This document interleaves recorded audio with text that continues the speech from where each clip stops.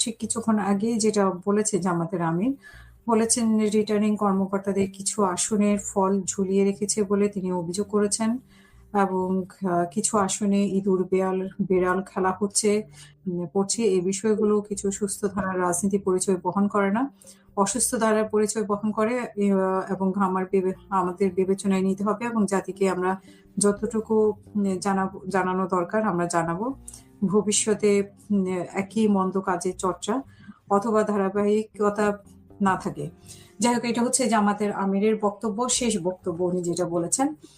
আর হচ্ছে যে নির্বাচন আমরা আপাতত দৃষ্টিতে দেখেছি যে নির্বাচন খুব ভালো হয়েছে, আইন শৃঙ্খলা বাহিনী খুব ভালো দায়িত্ব পালন করেছে। সো এখন ফলাফল নিয়ে অভিযোগ জামাতের পক্ষ থেকে উঠেছে। এখন হেরে গেলে অনেক অভিযোগ আসে, এখন সেরকমই কি অভিযোগ কিনা সে বিষয়গুলো নিয়ে আমরা আলোচনা করব নির্বাচন কেমন হয়েছে। সর্বোপরি আলোচনার জন্য আমাদের সাথে উপস্থিত আছেন মেজর মেহেদী, অবসরপ্রাপ্ত। আপনাকে স্বাগত আমাদের আজকের অনুষ্ঠানে। জি, আসসালামু আলাইকুম। আপনার দর্শকদের সবাই আপনাকে ধন্যবাদ। আসসালামু আলাইকুম। নির্বাচন সম্পর্কে আপনার কাছে শুনতে চাই, আপনার মূল্যায়ন কি মনে হচ্ছে? আপনার সারাদিন নির্বাচন অনুষ্ঠিত হয়ে গেল, আমরা দেখলাম যে খুব ঝুট ঝামেলা শেষেই ডক্টর ইউনূসও বললেন যে একটা ঈদের মতো আনন্দ নিয়ে নির্বাচন হয়েছে, সবকিছু ভালো মতো। তার মধ্যেও কিছু কিছু ঘটনা ঘটেছে, অস্বাভাবিক ঘটনা। তো আপাতত দৃষ্টিতে নির্বাচনে যে সমস্যাগুলো থাকে সেগুলো ভোট বাক্স চুরি হওয়া, তারপরে ব্যালটে সিল মারা, সেগুলো আপাত দৃষ্টিতে কম অন্যান্য ভোটের তুলনায়। তো আপনার কাছে শুনতে চাই যে আপনার মূল্যায়ন কি? ধন্যবাদ আপনাকে। প্রথমে কথা হচ্ছে যে আমি খুব দুঃখিত যে আমি দেশে নাই, আমি নিজে ভোট কেন্দ্রে যাচ্ছি না বা ভোট নিজ চোখে দেখছি না। সো সেক্ষেত্রে আমার মন্তব্যগুলো হবে হচ্ছে সেকেন্ডারি ডাটা, মানে ধরেন মিডিয়াতে যে সকল প্রচার, বিভিন্ন পরিচিত মানুষের সাথে কথা বলা, এবং আমার যেহেতু আমি ইলেকশন নিয়ে অনেকদিন ধরে কাজ করছি এবং আপনার টক শোতে বহুবার আমি ইলেকশন নিয়ে কথা বলেছি, মানে আছে বিভিন্নভাবে ইলেকশন অ্যানালিটিক্স করেছি। তার বাইরে সেটা হচ্ছে 2008 সালে এবং সরাসরি এবং 2001 সালের সরাসরি ইলেকশনে আমার একটা অংশগ্রহণ ছিল বলতে আমি ন্যাশনাল আইডি কার্ডের ডাটাবেজের কাজ করতাম বিধায় 2008 সালে ওইখানে আমার সম্পৃক্ততা হয়েছিল। আর 2001 সালে আমি ইলেকশন ডিউটিতে ছিলাম, যেহেতু আমি সেনা একজন অফিসার ছিলাম। আমি মাইজদিতে আমার স্টেশন ছিল এবং আমি মাইজদি, ফেনী, লক্ষ্মীপুর এই পুরো এরিয়াতে আমি একটা স্ট্রাইকিং ফোর্সের কাজ করেছিলাম। আমার সেই দুটো অভিজ্ঞতা থেকে আমি আজকের আপনার এই বক্তব্যে আমার মন্তব্যগুলো তুলে ধরবো।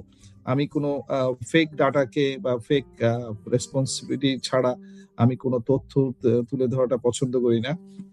এখন আসেন, আপনি মানে আজকের এই পর্যন্ত ইলেকশনে যা দেখেছি বা যা জানতে পেরেছি সেটার মূল্যায়ন যদি আমি বলি, এই পর্যন্ত আমি খুব দুঃখের সাথে প্রথমে শুরু করব। সেটা হচ্ছে আমি আপনার আগের এখানেই টক শোতে বলেছিলাম, আপনি যে কোনো ধরনের ইলেকশন যদি ওয়ার্ল্ড ওয়াইড যারা আধুনিক দেশগুলো ইলেকশন মেকানিজম করেন, দেখবেন যে ইলেকশন যারা কন্ডাক্ট করেন, যে ইলেকশন কমিশন বা ইলেকশনের জন্য যে প্রতিষ্ঠান নিয়োগপ্রাপ্ত থাকেন, তারা একটা রেজাল্টের জন্য একটা মেথোলজি ফলো করেন। সেই মেথোলজিটা হচ্ছে তারা একটা মিডিয়া সেন্টার খোলেন, তারা একটা ওয়েবসাইট করেন, তারা লাইভ ডাটা দেখান এবং সেটার থেকে ন্যাশনাল ইন্টারন্যাশনাল সকল মিডিয়া অফিসিয়াল ডেটাটা গ্রহণ করে এবং সেটাকেই তারা প্রকাশ করতে পারে।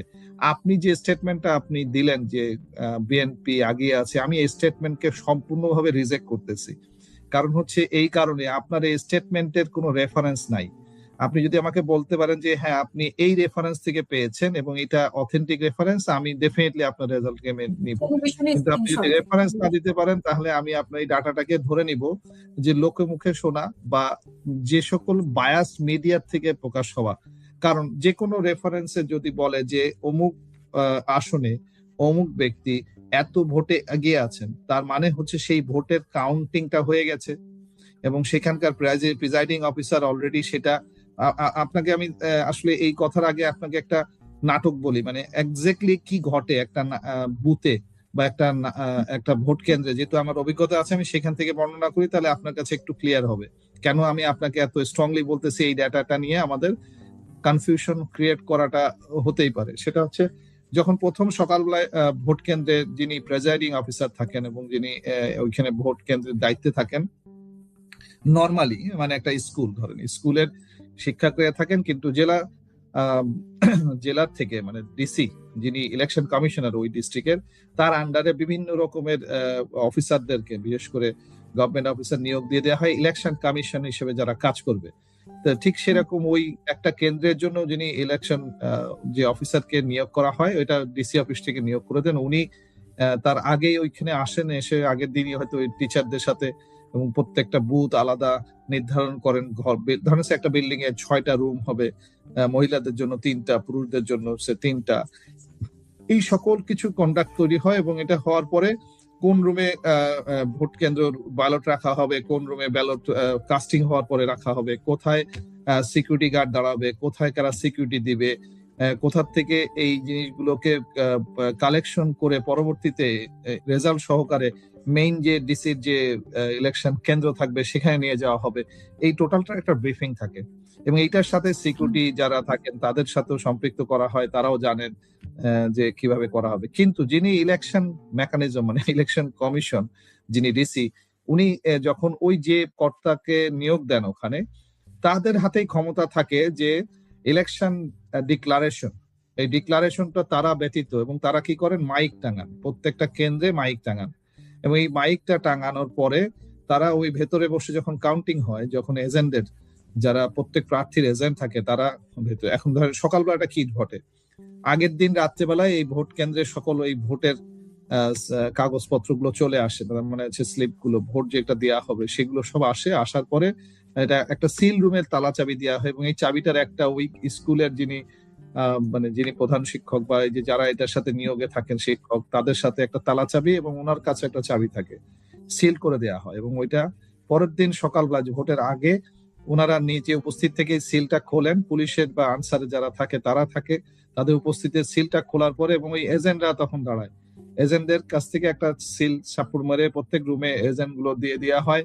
এই মানে এই ডিস্ট্রিবিউশনটা করে ওনারা ব্রিফিং করে দেন, ব্রিফিং টিফিং করে সবার সামনে ওইখানে সিল খুলে ওই বক্স গুলো বের করে প্রত্যেক রুমে রুমে ভোট গ্রহণ করার বক্স গুলো দিয়ে দেওয়া হয়, খালি বক্স, এবং এই খালি বক্স গুলো সবার সামনে খোলা হয়, খুলে দেখানো হয় যে কোনো কি কাগজ ভেতরে আছে। দেওয়ার পরে সেটা খালি বক্স গুলোকে আবার একদম সিল গালা করা হয় এবং এই সিল গালা গুলো সকল এজেন্টদের সামনে করতে হবে, দিস ইজ দ্য প্রসেস। তারপরে ওই বক্স গুলো রাখা হয়। এই বক্স গুলো রাখার পরে এরপরে সবারকে যে ভোটারের যে মানে যিনি ভোট দেওয়া হবে ওইটাতে তো ভোটিং যে অফিসারের সিগনেচার থাকতে হবে, সিগনেচার করে করে প্রত্যেকটা ওনারা নিয়ে রুমে বসেন। আর ওই এজেন্টরা করেন হচ্ছে ভোটার তালিকা নিয়ে বসে থাকেন, যখন ভোটার ঢোকে তাকে বলে যে আপনার এত নম্বর সিরিয়াল, আপনি এইখানে যান, তখন উনি ওই সিরিয়াল নাম্বারটা নিয়ে ওই প্রিজাইডিং অফিসারের সামনে বা ওনাদের কাছে যান, যে ওনারা তখন ওই ভোটের ইয়েটা স্লিপটা কেটে দেন, দেওয়ার পরে ওনারা নিয়ে সিলটা নিয়ে বুথের মধ্যে পর্দা টাঙানো ওই জায়গায় সিল মেরে, কিন্তু যখন বের হয়ে আসেন তখন সবার সামনে ওই খালি বক্সে ফেলান। এইভাবে বক্স গুলো জমা হতে থাকে। বিকালে যখন ভোট কেন্দ্র শেষ হয় তখন এই বক্স গুলো আবার ওই রকম একটা সিল রুমে চলে যায়। সিল রুমে যাওয়ার পরে যখন সব কেন্দ্র বন্ধ করে দেওয়া হয়, এরপরে ওই এজেন্টরা শুধুমাত্র থাকবে, এজেন্টরা বসে ওই বক্স গুলোকে বের করে নিয়ে আসা হয়, সবার সামনে সবগুলো বক্স একসাথে খোলা হয়, খুলে সবগুলো ভোট একটা জায়গায় কাস্টিং এর জন্য ফেলা হয়। ফেলানোর পরে এরপরে ওখানে কাউন্টিং এর জন্য ওনারা সিরিয়ালি রেডি করেন, সবাই কাউন্ট শুরু করে। কাউন্টিং এর জন্য ধরেন ওনাদের আগের থেকে লোক নিয়োগ করা থাকে। এই কাউন্টিং গুলো সবার সামনে হবে এবং এই কাউন্টিং শেষ না হওয়া পর্যন্ত কোনো রেজাল্ট হয় না। তার মানে শেষ না হওয়া পর্যন্ত বাইরের থেকে কোনো রকমের চাপ প্রয়োগ করলেও কেউ কোনো রেজাল্ট দেন না। একদম শেষ হবে, শেষ হওয়ার পরে ওনারা ওই সিগনেচার করেন, ওই কাউন্টে প্রত্যেকটা প্রার্থীর নাম অনুযায়ী তালিকা করা সাইন করেন, এর নিচে ওই এজেন্টরা সাইন করেন। এই সাইন টাইন হওয়ার পরে এই সাইনের কপিটা উনি নিয়ম অনুযায়ী ওইখানে মাইকে ঘোষণা করবেন যে এত প্রার্থী এত ভোট পেয়েছেন, এত হচ্ছে। এরপরে এই কাগজটা চলে যায় ডিসি অফিসে। ডিসি অফিসে যখন যায় তখন ওই পুরা জেলার ওই পুরা কেন্দ্রের ইয়ে অনুযায়ী ওখান থেকে একটা মানে ইয়ে হয়, ওখান থেকে সেন্ট্রালি চলে যায় ইলেকশন কমিশনে। ইলেকশন কমিশনে যেখানে রেজাল্ট জমা হবে, রেজাল্ট ঘোষণা হবে, সেই রুমের থেকেই আসলে ফাইনাল রেজাল্টটা দেয়া হয়। যদি কোনো কেন্দ্রের এরকম কোনো ডিসপিউট বা থাকে তাহলে ওই রেজাল্টটা উইথহেল বলা হয়, ওখানে থামানো থাকে, যতক্ষণ ইলেকশন কমিশন থেকে বলবে ততক্ষণ ইলেকশনটা দিবে না। তার মানে হচ্ছে যে ওই কেন্দ্রের মাইকিং এ যেটা মাইকিং হবে সেটা। এখন আসেন সমস্যাটা কোথায় দাঁড়ায়। সমস্যাটা কোন জায়গা থেকে হয়? সমস্যাটা হয় ওই যে এলাকা ওয়াইজ। মনে করেন মির্জা আব্বাসের এলাকা, মির্জা আব্বাস কন্টিনিউয়াসলি মস্তানি করেন, এটা তো নতুন কিছু না, ওনার একটা প্রভাব থাকবেই। এখন মনে করেন একটা কলেজ, এই কলেজের অমুক জায়গায় ওইটা তার পাড়া, ওই পাড়ার মধ্যে যে ওই যে প্রিজাইডিং অফিসার যিনি বাইরের থেকে আসছেন, ওই ভদ্রলোক ধরেন নিউট্রাল, উনি বলবেন যে আমি সঠিকভাবে ইলেকশন করাতে চাই, কিন্তু এই যে পোলিং এজেন্টের মনে করেন 6 জন প্রার্থীর 6 জন পোলিং এজেন্ট থাকবে ভেতরে, ওই পোলিং এজেন্টের যে লোকটা ধরেন জামাতের পক্ষে বা বিএনপির পক্ষে আসবে, যদি তার মনোমত না হয়, এই লোকটা তো স্থানীয়, তার একটা জানের মায়া আছে, সে কিছুক্ষণ পর্যন্ত ওই সাস্টেইন করতে পারে। যখন ওই বাইরের থেকে ধরেন 20 জন লোককে ঢুকতে দিচ্ছে আনসার, ওই 20টা লোক যদি কোনো দলের পক্ষের মস্তান হয়ে থাকে এবং ও ভেতরে এসে ওই পোলিং এজেন্টকে বলে বেটা তুই সাইন করবি না তো জানে মেরে ফেলা, ওর কি ওই একটা লোকের পক্ষে আপনার মতো এই 10,000 লোকের ভোটারের সিকিউরিটি, ভোটের সিকিউরিটি দেওয়া সম্ভব? এটা সম্ভব না। তাহলে এইটা করতে গেলে কি কি নিশ্চয়তা আমরা পেয়েছিলাম? এই নিশ্চয়তাগুলো ইউনূস সাহেব দিয়েছিলেন যে প্রত্যেক কেন্দ্রে সিসিটিভি থাকবে, প্রত্যেক কেন্দ্রে সিসিটিভি থাকলে এই ধরনের কারা যাতায়াত করছে এটার ধারণ হয়তো থাকবে। তারপরে ইলেকশন কমিশনের মধ্যে সবচেয়ে বড় জিনিসটা, সেটা খুব অবাক করা ছিল, সেটা হচ্ছে 400 গজের মধ্যে মোবাইল নেওয়া যাবে না। এইটা আদেশটা আসলো ঠিক ইলেকশনের আগে আগে। না এইটাতে আমার সম্পূর্ণ সন্দেহ হয়েছে যে এই যে তথ্য লুকানো, তুলে দেওয়া হয়েছে, হ্যাঁ আপনি মনে হয় ভুল করছেন, এটা তুলে দেওয়া হয়েছে, হ্যাঁ পরে এটা তুলে তুলে দেওয়া দেওয়া হয়েছে। আমি আমি আমি আমি আসতেছি, আমি আমি সেটাই বললাম যে এইগুলো কিভাবে চুরিগুলো, আমি বলি না কোনটা কোনটা হয়েছে, I didn't say like that. আমি বলছি আমি আপনাকে চিত্রটা তুলে ধরলাম আপনার ক্লিয়ারেন্সের জন্য। এখন আসেন তার সাথে 2টা ভোট, যেহেতু আমি আবারও বলতেছি, তার মধ্যে একটা বড় ভোট হচ্ছে গণভোট। গণভোটে কিছু স্পেসিফিক ক্রাইটেরিয়া আছে, যে ক্রাইটেরিয়া গুলো বিএনপি কে ফিল আপ করতে হবে। বিএনপি বলতে আমি বোঝাচ্ছি মানে যে দলটা ক্ষমতায় আসবেন তাদেরকে এই কাজগুলো কমপ্লিট করতে হবে, যেহেতু 2টা ইলেকশন হয়েছে, একটা হচ্ছে গণভোট আর একটা হচ্ছে নির্বাচন, জাতীয় নির্বাচন। তো জাতীয় নির্বাচন হয়েছে মানে যে গণভোটকে সে জিরো করে দিবে, তার মানে হচ্ছে আন্দোলন চলমান। আমার ব্যাপারটা হচ্ছে ওই জায়গায় খুব স্পেসিফিক আমি বলে দিলাম। আর যদি ওনারা বলেন যে না, আমি নির্বাচিত হওয়ার পরে আমি গণভোটকে স্বীকৃতি দিয়েছি এবং গণভোটটা যেহেতু জিতেছে, 2টা ভোট, কিন্তু আমি আবার বারবারই বলতেছি গণভোট নিয়ে কিন্তু আপনি একটা স্টেটমেন্ট আমাকে বলেন নাই যে এত পার্সেন্ট গণভোটে ইয়েস হয়েছে। আমাকে একটু ওইটাও আমাকে তথ্য তো গণভোট জরুরি। মানে 70-80% অনেক গণভোট জয়যুক্ত হয়েছে, মানে গণভোট আচ্ছা, যদি হ্যাঁ যদি স্পেসিফিকলি আমি জয়যুক্ত থাকে তার এই মানে মুহূর্তে হচ্ছে, আমার এখন আসেন আমার আমার আমি যে ব্যক্তি, জয়যুক্ত আপনি হয়েছে। যাকে আমাকে আপনি যাকে টকশোতে বলেছেন, যে ব্যক্তি, আমার এখানে মূল জায়গাটা ছিল কিন্তু গণভোট। আমার যতগুলো আন্দোলন, আমার পার্সোনাল পেজে 50 মুখে যত আন্দোলন, আমার আন্দোলন কিন্তু রাজনীতির কোনো ব্যক্তিত্বকে নেই। আমি কিন্তু কোনো ব্যক্তি বা কোনো দলকে সমর্থন বা বিরোধিতা এটার পক্ষে না। আমি যেটা নিয়ে পক্ষে সেটা হচ্ছে গণভোটের পক্ষে।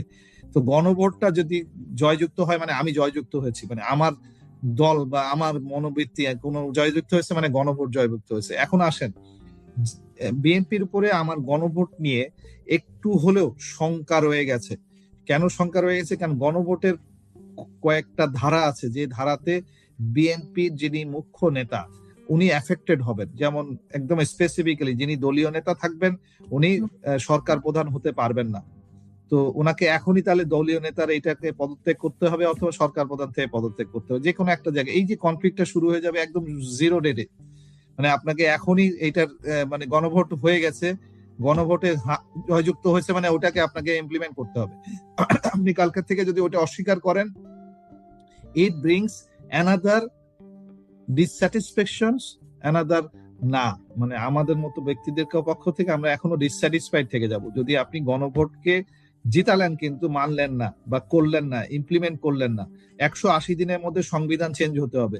এই 180 দিনের মধ্যে যদি সংবিধান সঠিকভাবে চেঞ্জ না হয়, সংবিধানে যে সকল মূল জায়গাগুলোতে আমরা কথা বলেছি, যেসব জায়গাগুলোতে মানে বিশেষ করে দুর্নীতি বিরোধী শাস্তিযোগ্য কি থাকবে, গুম খুনের বিষয়ে কি থাকবে, বিডিআর কেসের ব্যাপারে কি থাকবে, এই ব্যাপারগুলো যদি স্পষ্টকরণ না হয় তাহলে আমাদের এই বিষয়টা চলমান থেকে গেল। মানে আমার মতো ব্যক্তির আন্দোলন বা এটা শেষ হলো না। আমাদেরকে আরো কাজ করতে হবে, আরো আন্দোলন করতে হবে, আরো দিন দিন টিকে থাকতে হবে, আমাদেরকে এটা চালাই যেতে হবে কোন রকমে, মানে ঠেকনা দিয়ে। যেমন ধরেন আমি একটা উদাহরণ দিয়ে বুঝাই। বাংলাদেশের যারা ডিফেন্স ফ্যামিলি যাদেরকে জুলাই পরবর্তীতে একটা কমিটি করা হলো, এবং সেই কমিটিতে আহ্বান করা হলো যে সবাই অ্যাপ্লিকেশন করবেন যারা ক্ষতিগ্রস্ত। আমি অ্যাপ্লিকেশনটা করি নাই। কেন অ্যাপ্লিকেশন করি নাই?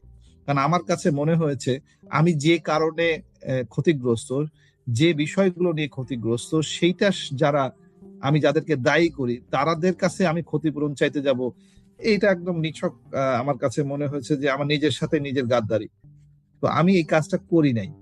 না করাতে কি দাঁড়াইছে সেটা হচ্ছে যে দেখা গেছে কিছু লোককে ঠিক এই ইলেকশনের 3 দিন আগে ওই সংস্কার কমিশনের রিপোর্ট অনুযায়ী আর্মির থেকে তাদেরকে বেনিফিট দেওয়া হয়েছে, যে ধরেন কর্নেল ছিল তাকে ব্রিগেডিয়ার বানায় দিয়েছে, বা ব্রিগেডিয়ার দিয়ে দেওয়া মানে কিন্তু শুধু ব্রিগেডিয়ার দেয় না, মানে তাকে র্যাঙ্ক দেওয়া মানে হচ্ছে ওই সময়কার র্যাঙ্কের সাথে সে কিছু টাকা পয়সা বেনিফিট পাবে, বিভিন্ন রকমের বেনিফিট পাবে। তার মানে এই অফিসার গুলো খুশি হয়ে যাবে এবং এরা আর আন্দোলন করবে না, এরা কেউ আন্দোলনের পার্ট আর কোনোদিনই হবে না, কারণ এরা তো একটা বেনিফিট পেয়ে গেছে। বেনিফিট পাওয়া মানে চুনা লাগাই দেয়া। আমি ওইটার পার্ট হতে চাই না এবং চাবো না, কারণ আমার নীতিগতভাবে আমি অনেস্ট হচ্ছে আমার নিজের সাথে আগে, তারপরে তো মানুষের সাথে অনেস্ট বা দুনিয়ার সাথে অনেস্ট। তো আপনি যদি একটা ধারাবাহিকতা রাখতে চান, তো আমি এটাতে খুব মানে ফানি এবং খুব অবাক হয়েছি এবং খুব কষ্ট ভরে অবাক হয়েছি যে ঠিক ইলেকশনের আগে যেটার জন্য আন্দোলন হলো এতদিন ধরে, সেই সংস্কারের একটা সংস্কারও হলো না।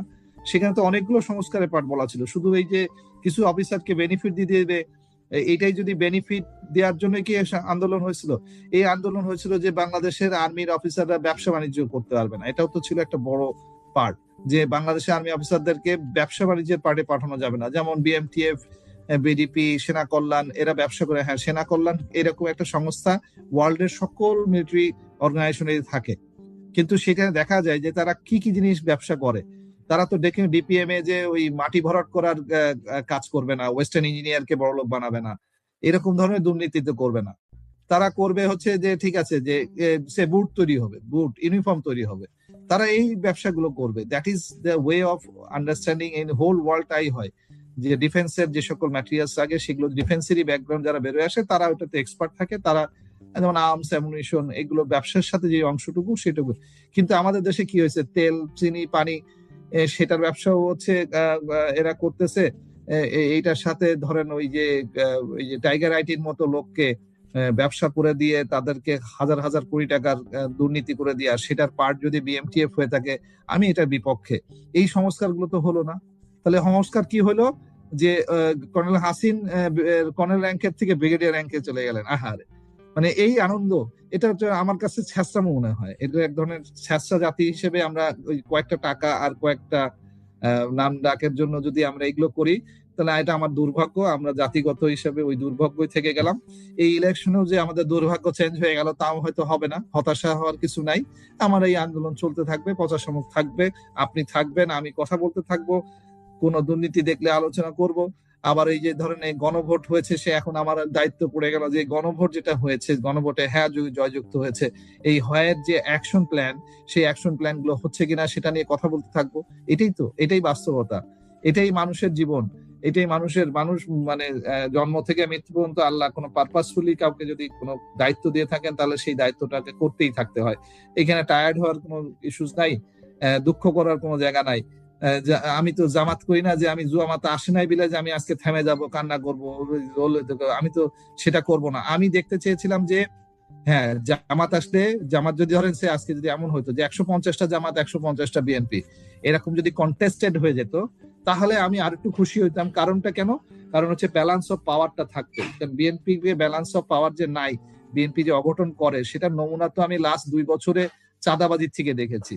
আমার নিজের চোখে দেখা, আমি আপনাকে এখানে অনেকগুলো উদাহরণ টেনে বলেছি যে আমি দেখেছি যে তারা কি পরিমাণ দুর্নীতিগ্রস্তর সাথে যুক্ত হয়ে গেছে, এবং সবচেয়ে বড় বেনিফিটটা পেয়েছে হচ্ছে আওয়ামী লীগ। যে আওয়ামী লীগ অন্যায় করে গেছে এত বছর, সেই অন্যায়গুলো ধারাবাহিকতা চলতেছে, অন্যায়গুলো বন্ধ হলো না। কেন বন্ধ হলো না? কারণ বিএনপি লোকগুলো ওগুলো ক্যারি ফরওয়ার্ড করে নিয়েছে। এই জায়গাটাতে আমি কষ্ট পাবো। এইটা যদি সফল না হয় তাহলে আমাদের দেশের দুর্ভাগ্য, আমাদের দেশের মানুষের দুর্ভাগ্য। এইটা দুর্ভাগ্য নিয়ে আবার ধরেন কোনো এক সময় আবার জুলাই হবে, এইটাই তো হবে, আর তো কিছু মানে বিকল্প নাই। বলে আপনি কোনো দ্বিতীয় প্রশ্ন থাকলে করতে পারেন। আমি আমি আমি হতাশ করছি না, আমি রেজাল্টের ক্ষেত্রে যে রেজাল্টই আসুক সেই রেজাল্টটা, যেহেতু ইলেকশন সুষ্ঠুভাবে হয়েছে, ইলেকশন রেজাল্টটাও সুষ্ঠুভাবে হবে, এটাই স্বাভাবিক। এখন মানুষ যদি বিএনপি কে ভোট দিয়ে জিতায় নিয়ে আসে, তার definitely there are many reasons. সেগুলোর মধ্যে ধরেন ওই যে এন্টি জামাতি একটা মেন্টালিটি গত 16 বছরে আওয়ামী লীগ খুব সুন্দর করে ইনপুট করে মানুষের ব্রেনে ঢোকাই দিয়ে যেতে পারে। মানে মানে মানে ধরেন যে টুপি আর দাড়ি রাখে সে সন্ত্রাসী, এই যে সাইকোলজিক্যাল ওয়ারটা তৈরি হয়ে গেছে। টুপি পড়লেই যে সন্ত্রাসী হয়ে যাবে, নট নেসেসারি। আবার যে আমি ক্লিন শেভ মানে যে আমি ইসলামকে বিশ্বাস করব না, ডাজ নট মিন সো। মানে মানুষের জীবন চালিকা দেখা, চোখের দেখাকে কোনটাকে বিশ্বাস করবো আর কোনটাকে বিশ্বাস করব না, এই মেকানিজম গুলোকে পরিষ্কার হওয়ার জায়গাগুলোতে আমাদের একটা সুযোগ, সেই সুযোগটা ছিল হচ্ছে এই 2026-এর ইলেকশন। সেই সুযোগটাকে যদি আমরা সঠিকভাবে কাজে লাগাই থাকি, গুড এনাফ। আর যদি না লাগাতে পারি, তার মানে পার্সেন্টেজ কতটুকু লাগাতে পারিনি সেটা দেখার বিষয় আছে, বোঝার বিষয় আছে। আমি আরেকটু সময় নিব এটা বোঝার বা মন্তব্য করার জন্য। তবে ইলেকশন সুন্দর হয়েছে, এটা আমি সকলের মুখ থেকে শুনেছি। ঈদ মুখর সময়তে সুন্দর হয়েছে, কাউন্টিংটাও সুন্দরভাবে শেষ হবে। যে দলই ক্ষমতায় যাক না কেন সেটাকে সবাই মানে গ্রহণ করবে। এবং খুব শক্তভাবে বলতেছি, সেটা হচ্ছে গণভোটকে যদি জয়যুক্ত হয়ে থাকে সেটাকেও উদযাপন করার সকলের উচিত, এবং সবাই সেটাকে সঠিকভাবে উদযাপন করবে। উদযাপন মানে যে ঈদের মৌসুম নিয়ে জাতীয় ইলেকশনে বিএনপি চলে আসবে, ঠিক সিমিলার ভাবে আমি গণভোটের কাজগুলো সঠিকভাবে শেষ করবে। আর যদি বিএনপি সেটা না করে, আমার মতো লোকের কথা তাদেরকে ব্যাহত করবে, বাধা দিবে, এবং আমি এটা নিয়ে কথা বলতেই থাকবো, এগুলো চলতেই থাকবে। ধন্যবাদ। অসংখ্য ধন্যবাদ। যেহেতু আপনার পুরো রেজাল্টটা জানা নেই, পুরো রেজাল্টটা জানার পরে আমরা আবার অবশ্যই প্রোগ্রাম করব। আগামীকালকেই হয়তো আমরা সবকিছু জানতে পারবো। এরপরে আমরা যেহেতু সবকিছু মানে এখনো ক্লিয়ার না, ডিক্লারেশন হয়নি। এইখানেও টেক্সট করছে, অনেকেই কমেন্ট করছে বিএনপি 210, তারপরে জামাত 81। আমি এইগুলো বললাম যে আমি ইলেকশন কমিশনের একটা চার্ট যদি পাতাম, যদি ইলেকশন কমিশন একটা চার্ট দিয়ে ইলেকশনে একটা ঘোষণা দিত যে হ্যাঁ, ইলেকশনের ওয়েবসাইটে ঢুকলে, ইলেকশন কমিশনের ওয়েবসাইটে ঢুকলে হয়তো এতক্ষণে পেয়ে যাবেন। না, আমি একটু আগে চেষ্টা করেছিলাম, দেয়ার ইজ নাথিং, মানে আমি পাই নাই বিধায় আমি আপনাকে বলছি। আমি চেষ্টা করেছি আপনার এই দেখবেন যে লাইভ দেখবেন যে ওনারা লাইভে প্রকাশ করছেন। একটা হচ্ছে লাইভে প্রকাশ, আর একটা হচ্ছে স্ট্যাটিস্টিক্যালি টোটালি যে 210 যে শব্দটা আপনি আমাকে বললেন, এই 210-এর আবারও সেম আমি কোশ্চেন, 210-এর ভিত্তিটা কি ইলেকশন কমিশনের কোন ওয়েবসাইটে রেফারেন্স বলে বলছেন নাকি?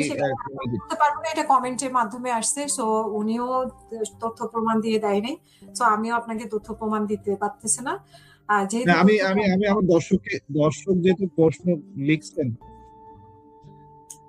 দর্শক লিখেছেন 210, আমি দর্শককে প্রশ্ন করলাম। আমি আমার জ্ঞান আপনার থেকেও কম হতেই পারে, আমি যেহেতু বিদেশে আছি, আমি রেফারেন্সে নাই। আপনি এমন হতে পারে যে উনি এই মুহূর্তে ইলেকশন কমিশনের ওই মিডিয়া বুথে বসে আছেন, ওখানে বসে উনি তথ্য পেয়েছেন, একদম কারেন্ট তথ্য উনি দিলেন, হতেই পারে। That could be the reason, but আমি ওই রেফারেন্সটাই জানতে চাই। আমি কোনো রেফারেন্স ছাড়া, ধরেন সে অমুক টিভিতে বলেছে, স্কলে দেখিয়েছে, আমি সেটাকেই নিয়ে লাভ দিয়ে বলে ফেলবো, I am not going to do that. আমি অ্যাটলিস্ট চেক ব্যাক করবো যে ওই তথ্যটা সঠিক আছে কিনা। ইভেন এমন সময় হয়েছে যে আমি আপনার টকশোতে কোনো একটা কথা বলে ফেলেছি, এন্ড দেন নেক্সট আমি কোনো তথ্যর মাধ্যমে ওটা সঠিকতা কারেকশন পেয়েছি। I say sorry. যেহেতু তথ্য নেই, আপনার কাছে তথ্য নেই, আমাদের কাছেও আপনাকে আমি এরকম লাইভে সব তথ্য দিতে পারছি না, যেহেতু নির্বাচন কমিশনের সব তথ্য এখন আমার হাতে নেই। আমাদেরকে আরেকটু অপেক্ষা করতে হবে, দ্যাট ইজ দি এই জন্য শেষ করতে চাই সলিউশন আর কি। আরেকটু মানে কথা বলবো, এটা নেই। একদম সঠিক। অসংখ্য ধন্যবাদ আপনাকে মেজর মেহেদী, এবং প্রিয় দর্শক আপনারা যারা শুনছিলেন, ধন্যবাদ সবাইকে। ধন্যবাদ হ্যাঁ দেওয়ার জন্য সবাইকে ধন্যবাদ। জি, অসংখ্য ধন্যবাদ সবাইকে। আমাদের পরবর্তী অনুষ্ঠান দেখার আমন্ত্রণ জানিয়ে এখানে শেষ করবো। সবাই ভালো থাকবেন, সুস্থ থাকবেন। আল্লাহ হাফেজ। আসসালামু আলাইকুম।